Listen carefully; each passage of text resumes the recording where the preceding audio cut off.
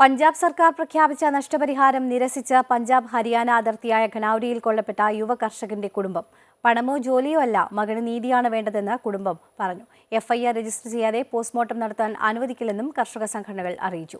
സംയുക്ത കിസാൻ മോർച്ചയും മറ്റ് കർഷക സംഘടനകളും കരിദിനം ആചരിച്ചു.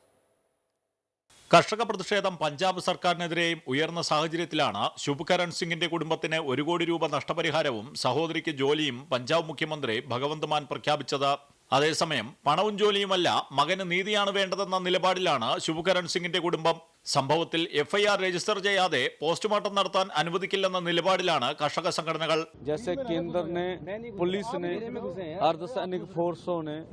जैसे हमारे युवा को शहीद किया है, उसका जब तक इंसाफ नहीं लगे तब तक संस्कार नहीं करेंगे.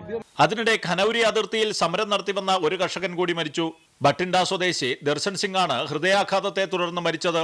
ഇതോടെ കർഷക പ്രതിഷേധത്തിനിടെ മരിച്ച കർഷകരുടെ എണ്ണം 5ആയി. കേന്ദ്ര സർക്കാരിനെതിരെ സമരം കൂടുതൽ ശക്തമാക്കാനാണ് സംയുക്ത കിസാൻ മോർച്ചയുടെ തീരുമാനം. ഇതിന്റെ ഭാഗമായി രാജ്യവ്യാപകമായി പ്രതിഷേധങ്ങളും മാർച്ച് 14-ന് ഡൽഹി രാംലീല മൈതാനിയിൽ കിസാൻ മഹാപഞ്ചായത്ത് സംഘടിപ്പിക്കും. അമൃത ന്യൂസ്, ന്യൂഡൽഹി.